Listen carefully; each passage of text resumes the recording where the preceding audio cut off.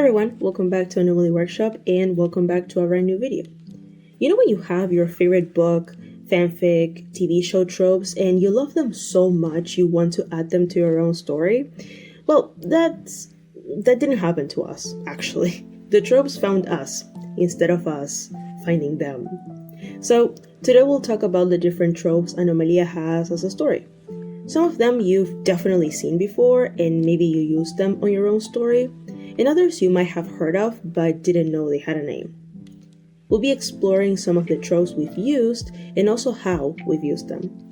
Some were used exactly as they were meant to be utilized, others are part of the story in a more symbolic way, and others we completely changed the structure of.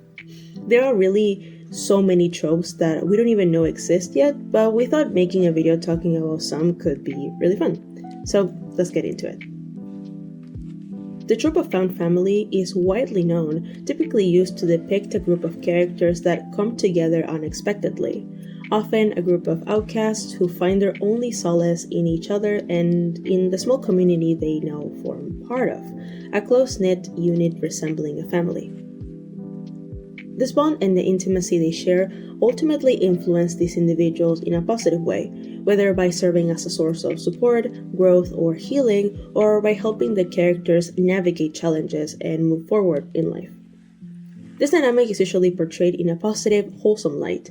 People from different backgrounds find themselves sharing a genuine connection, supporting and helping each other grow through the hardships they faced. Found family typically signifies a happy ending for everyone involved.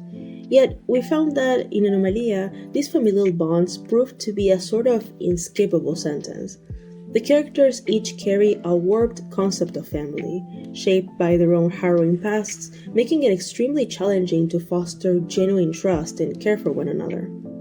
Not only due to their differences and conflicts, but also because of the relentless circumstances they find themselves enduring every single day. The possibilities for fondness and vulnerability are eclipsed by the constant emotional scars they bear.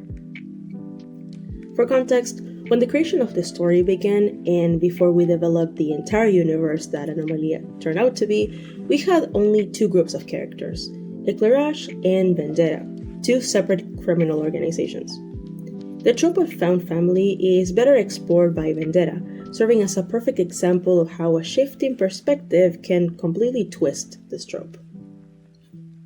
The characters that belong in this group share a mansion as their place of residence, a homely setting where various dynamics develop and unfold. The relationship among these people and the contrasting personalities within that house found their way together through a shared, desperate need for guidance, a parental figure, a symbol of safety to rely on after losing everything. Each of them having their own rooms, sharing dinners, and engaging in different everyday activities enhances the idealized image of a home, making this mansion the perfect refuge from the world, a solace in their lonely reality, a barrier of protection, unconsciously accepted as their new family. In this tightly woven crime organization, they found themselves compelled to form bonds with one another, forced to protect and even die for each other, to feign care and fondness for strangers, and to meet the expectations set by their savior, leader, and boss of the organization, Luck. She demanded they regard each other with the same loyalty and connection as they would with their own blood relatives. While for some this did end up being the case, Luck's distorted view of a family saw her members struggle with their past as reflections of her own. She became convinced that shared wounds were the strongest force to bring people together. To her, saving them and becoming the sort of parental figure meant she deserved their undivided loyalty and affection, and that this situation was the best possible outcome for their lives. Her convictions too strong to be challenged, her position as boss rendering it impossible to disagree. In her reality, having saved these individuals from a long life of misery and suffering, having taken them in and provided them with a place to belong, should be returned with blind loyalty to the end. Never having had a family of her own, Luck does everything in her power to keep those close to her in check, with no tolerance for disagreement or internal strife. As a woman of such power, she ensures her whims go unquestioned. At first, the concept of family Locke sought to create was what drew many of these people in, as most came from troubled backgrounds. Coming from lives marked by isolation, misunderstanding, hatred, and loneliness, the unexpected connections formed in the criminal world captivated these young, impressionable minds. To experience care and compassion, no matter how warped, pushed them to reconsider their morals and embrace a life of crime under the wing of their newfound community. Belonging and escaping loneliness became vital necessities for those consistently rejected by society, family, and the system at large. Without hesitation, an unbreakable tie was forged. However, as their minds matured, an unavoidable truth came to light. They were just a group of people that happened to end up in the same place, bound together by shared objectives. Their union fell solely on Locke, to whom they owed a lifetime of respect, having sold their futures to her. Despite their differences, the law they live by is blurred by the fact that if they all share the same immoral actions, having no one to compare with makes you lose perspective of what you are. They're criminals, monsters in the eyes of some, but within their circle, their shared guilt created an illusion of normalcy. The concept of family acted both as a shield from this truth and to justify their cruel actions under a mask of loyalty to their family's interests. These beings were already isolated from society. They don't belong anywhere but together. They're destined to see each other's faces and work together no matter how little they have in common or get along. With nowhere else to go, it's ingrained in their mind to follow the expectations of the word family. Stick together, to fight and die for each other. You can't break its confidentiality, leave it or tell its secrets, question its actions or morals. You go along and follow. This is out of loyalty and fear, far from love and true respect. The trope of enemies to lovers is a very straightforward one. Two characters start their relationship as sworn enemies, rivals, or simply harbor a strong dislike for each other. Over the course of the plot, their dynamic develops and shifts into a romantic one, overcoming their differences or fighting the forces putting them against each other in the first place. In Anomalía, this trope takes an intense turn into lovers to enemies, with our protagonists Locke and Portobello. In their case, the use of this concept leans towards symbolism. They were far from simply sharing true love and a genuine connection and parting ways after an irreversible wound, as the typical rules of the trope suggest. Though technically having been romantically involved, they both carried an irreparable, twisted concept of love from the start, rendering their unfortunate bond poisonous and destructive. They were lovers because they mistook their sour feelings for love, believing it was what they wanted and needed, turned enemies with an obsessive fixation on each other even after years of their separation. With their feelings for each other far more complex than simply deep hatred, their current label of enemies could be debated depending on the perspective from which their relationship is viewed. Both carried vastly different reasons for their emotions, the unfamiliar concept of love and hatred having been warped and shaped to fit their needs, molded into whatever their young minds required. The enemies to lovers concept in this case was and is very blurry, unclear, and ultimately unresolved. With a distorted view of love, they never had an example of what it was supposed to feel like. Locke developed a highly conditional version of love, where loyalty reigned over everything. To her, loving someone means mutual, unquestioned loyalty, yet her interpretation of loyalty is tainted and confused with control. Placing a veil of protection, salvation, and providence over her affection, she hands it to someone else, forcing them to accept it with everything it entails: devotion, obedience, unquestioning acceptance. In Portobello's case, the concept of love is non-existent, merely an act he performs whenever it's beneficial to him, a shield against all wounds that poisons everyone in his way. None of these characters has a clear understanding of love that isn't distorted in some way. Not only did society taint these people's perspectives, opinions, and concepts of nearly everything, but especially the way emotions are supposed to be expressed. As discussed in the video about beauty standards, emotions displayed in intense ways are often viewed as negative, making it common for individuals to never fully comprehend or explore the depth of their feelings. One of the central themes in Anomalía is moral dilemma or moral ambiguity. These tropes explore the widest spectrum of morality beyond black and white thinking. In the story's universe, morals were never clearly defined by the creators. Beings were born with a sort of instinct for morality.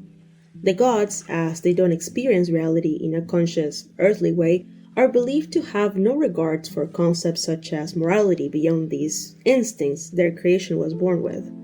Because of this, these new rational beings had to learn how they were going to interact with each other and determine the distinction between what is correct and what is unacceptable. With the granting of cards to energy masters by the creators, beings were separated further. At first, energy masters were considered the enlightened and venerated for their close connection to the gods' energy. With the development of society, the lines of morality began to blur. People started noticing their differences, questioning morality, and testing the limits of rules and laws. Energy masters were no longer revered. Their card became a curse they had to bear, a symbol of their segregation from the rest, fueled by fear of their power. Considered foreign and no longer belonging to society, these special beings began developing their own morals in search of preserving their dignity and rights, or surrendering to the villainization that common beings imposed upon their image. Accepting this new identity as their own, the behavior of many began to change in a sort of rebellion from years of oppression and fear. Another issue with morality in Anomalía is the lack of correlation between people's words, actions, or convictions and their beliefs and ethics. A good example is killing. Beings are certain that taking someone's life is wrong and should be punished, and wouldn't do it themselves. However, if it were to happen to someone within a group they dislike, they would look the other way or try to excuse and justify such actions. Biases and hypocrisy rule society's notion of morality, with infinite points of view making it impossible to define a singular truth. The ambiguity of morals means there can never be a universal truth in this world, a society where all are guilty for the other's struggles. Everyone is guilty, and no one is at the same time. Who's to blame with so many individuals, collective and contradictory perspectives, with the media pushing fear and stereotypes about the danger energy masters pose to the world? Even laws, the supposed foundation of morality meant to grant peace to all, fail to build a consistent base. For example, one of the laws of the main islands allowed parents to give up their children if they're proven to be energy masters, and their power is deemed a threat to their family's well-being or lifestyle. These children can be handed over to other family members or to orphanages, treated like a mere burden. However, if the child suffers from an illness, whether related to their special energy or not, the family is obligated to remain responsible for them. With such inconsistent laws, energy master children are never given central importance when decisions are made. Another trope that we adapted to our story is the Affably evil trope. This trope is typically used for villains who, despite their evil intentions, present a genuine nice demeanor. Though Anomalía doesn't feature the traditional image of heroes and villains, elements of this trope can be seen in some of its characters. OCs such as Hermes, Serenata, Mr. Hava, or Eerie displayed some key traits commonly associated with this archetype. All of them are part of an organization that benefits and profits from violence, fear, and fraud. However, when interacting with others, they're kind and well-spoken. You might even be fooled into doubting their ties to the criminal world. Their role in the story greatly depends on perspective and narrator, as they don't embody good or evil in their entirety. Despite their undeniably questionable morals and motivations, their kindness and niceness are not a fake. They're not trying to deceive others into falling for an act, that's just how they are, in their most genuine form. If one of these characters found themselves speaking to a rival, they would choose to keep these qualities instead of taking a more menacing, intimidating approach. Their demeanor is not a facade. They maintain this line of behavior regardless of the situation or who's in front of them, wishing to hold on to a part of themselves that allows them to keep the belief that they're not that bad. It allows them to put a separation between themselves and other criminals by preserving a part of who they were before ending up in their current circumstances. For these characters, such behaviors help them convince themselves further and fall into the belief that the word criminal isn't meant for them. It's as if what they do or condone couldn't be considered evil and cruel if they remain kind, nice, and genuine. This is completely opposite to the next trope, Fox, Affably Evil. These characters exhibit a similar pattern of behavior, yet in their case, it's a planned and calculated act, intended to gain sympathy from others, often for their own benefit. Portoelo is a clear example of this. He put up a completely made-up persona, earning people's trust and manipulating them into following his agenda. He displays empathy and kindness as a part of a carefully crafted plan designed to disarm others and lower their defenses. Over the course of his life, he learned that this is the smartest way to get people to obey without risking any consequences. He embodies every trait of a perfect manipulator, which is why he fits perfectly within the beauty standards of Anomalía's world. He looks trustworthy, someone deserving of attention. His every action is premeditated, planned, as if rehearsed with a specific goal in mind, even with those he appears to be close to. In our story's interpretation, what turns Affably Evil and Fox Affably Evil into opposite tropes is the latter's desire to bury the past. Instead of keeping alive remnants of themselves in their behavior, they strive to leave it all behind, as if putting a mask on it, presenting a brand new persona to the world. Because I'm good at it is a trope that refers to a character who, finding themselves in a desperate situation like crippling debt, takes on immoral or illegal activities as a way out. However, even after their situation is solved and they no longer need to continue, they keep coming back to it, drawn by the gratification of being good at it and the benefits it brings in comparison to their former life. Luck is a strong example for this trope. Growing up isolated by her peers as an energy master and discriminated against for her unique appearance, she became deeply involved in the criminal world during her youth, believing it was her only chance at survival. Eventually, she fled the organization tying her down, escaping the city altogether.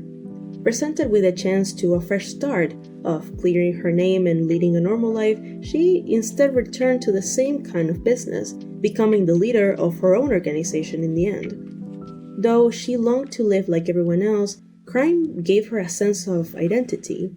After years of feeling worthless, she found something she excelled at, a place where she belonged, a way to be considered successful. While she justifies her actions as seeking justice for others in similar situations, deep down her motivations are far more selfish. Although most of our OCs lack the opportunity to escape their current lives, they share the same feeling that initially hooked them into this world, coming from families and backgrounds where they were never enough. Neglected, isolated, and underestimated, they found a taste of praise, recognition, and wealth through these illicit activities. With financial struggles behind them and a community of outcasts to belong to, they were finally seen as valued and irreplaceable assets. Their ordinary lives could never compare, as morality seemed insignificant when compared to this newfound gratification, the gratification of being good at something. In the end, they came to understand they were too deeply entrenched in this life to turn back. Bound by the promises they had made, they chose to press forward because they excelled at it. Their talent became both a blessing and a curse, a reward and a punishment. Yet, for the first time, they could make promises with the confidence that they were worthy enough to fulfill them. This is, sadly, a common reality for many energy masters and creatures, living in a society where nothing they do seems to be enough. Whether it's due to unattainable beauty standards, a hostile work environment, or the simple fact of existing, for society, there's always something lacking, always something wrong. In a world that forces them to settle for a bleak existence, It's no surprise they tend to feel drawn towards environments where their skills and efforts are acknowledged, their actions praised, and their work fairly rewarded, even at the cost of their personal values and morals. An interesting trope Anomalía employs is the unreliable narrator. Typically, unreliable narrators recount stories in the first person, holding back crucial information or presenting events in a distorted manner. They can have multiple reasons to twist the truth, sometimes challenging the listener to piece the story together themselves and come up with their own conclusions. Other times, their goal is keeping the full picture hidden. They might even attempt to influence the listener with its own judgment and beliefs. Often, the narrator isn't part of anyone's team, and their primary aim is to mess with your perception. In the case of our story, our use of the unreliable narrator can be seen in the deliberate withholding of information, revelations that later contradict initial beliefs, or that make evident that events weren't fully disclosed. We use this resource because of the diverse cast of characters we have, each offering different perspectives on their lives and experiences. This becomes a very important resource as the information you receive, and the gaps within it, vary significantly depending on who's telling the story, massively reshaping and influencing your understanding of the world and specific characters. The unreliable narrator is an effective way of engaging the audience, encouraging them to actively participate by coming up with theories, uncovering hidden details through investigation, and exploring different interpretations of characters and stories. The next trope is anti-villain. The anti-villain is a character that possesses goals rooted in a genuine just and noble cause, but their methods for achieving those goals are far from what a traditional hero would consider acceptable. At its core, Arosis's motivation to restore dignity and respect for energy masters in the world could be seen as heroic and just. However, their unethical methods have blurred these goals along the way, with the original purpose overshadowed by greed and a hunger for power. Moral ambiguity takes a big role in this trope as well. There are no heroes or villains in the story, no side entirely good or fully evil. Is society the antagonist for failing energy masters and creatures, perpetuating ancient beliefs reinforced by violent acts of revenge they provoke? Are energy masters the heroes of these two groups, seeking to reclaim the power and respect they once had? Or are they villains to society, as their pursuit of justice is tainted by ruthless approaches? If they're merely products of a system that failed them, who's truly in the moral high ground? Even through these violent actions, it doesn't mean our characters are completely devoid of limits and boundaries. That's where the trope "even evil has standards" comes into play. The criminal activities of Anomalía's characters often have boundaries. Many of these boundaries stem from deeply rooted traumatic experiences, shaped more by emotion rather than by logic or reasoning. Another reason for these limits lies in preserving their reputation and safety, or to avoid anything that forces them to confront the uncomfortable truth of their criminality. Often, even the cruelest individuals are rational beings, capable of empathy and remorse, to some extent. To cope with this reality, many dissociate their actions from their sense of self, creating a mental separation between their deeds and their integrity. These emotions are sometimes buried deep within their subconscious, hidden even from themselves. Yet, they quietly influence every choice they make, shaping every action and decision. Examples of this include Portobello, who, although he is the leader of a criminal organization involved in contraband, he avoids illegal substances both in his business and personal life due to a wound in his childhood. Another example is Peach, an experienced and ruthless interrogator who struggles to apply her questioning methods to feminine subjects. She sees herself reflected in them, as her own expression of femininity and innocence was stolen from her at a young age. Last but not least, we have the trope of the chess master. Stealthy and deliberate, the chess master carefully orchestrates their plan, using unknown pawns and considering every possible outcome. Like the hand in control of the pieces, these characters put their goals above all else, quietly setting up their plan over extended periods of time, willing to sacrifice anything or anyone to achieve success, regardless of the cost. Even though the creators are not conscious beings, they operate behind the scenes, pulling the strings and moving the pieces to make the game of life interesting.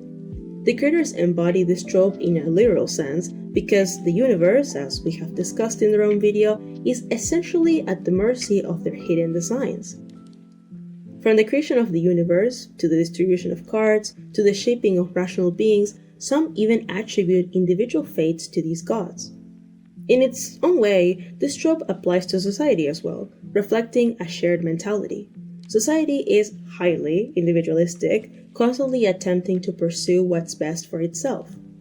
This interpretation is a lot more abstract, yet it aligns with how society continuously and obsessively moves pieces, considers possibilities, and seeks any means to achieve its goal in an individualistic manner.